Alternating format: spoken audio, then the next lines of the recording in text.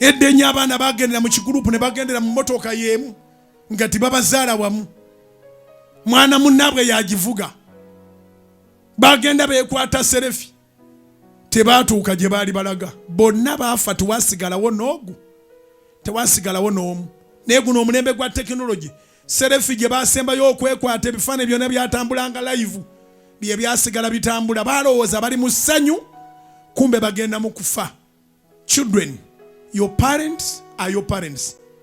They are older than you. Whatever they tell you, it is true.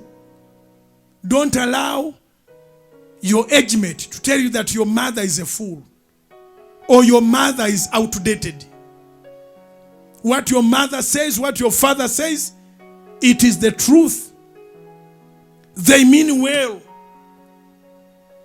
Sabana batambula ne bannabwe bali mu mmotoka, mwenna muli baana bato temugulanga mmotoka, munnamwe n'abagamba mutuule abavuge, ne mutuula n'abalaga emmotoka okugitambuza kyangu naye okugivuga kizibu.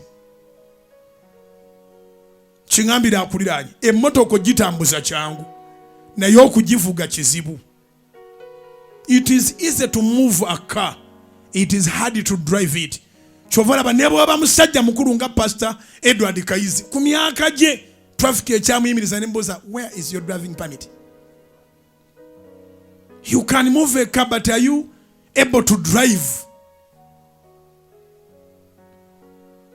So fellow student asobola bateeka mmotoka mwene enkomero ya mwene etuukirawo.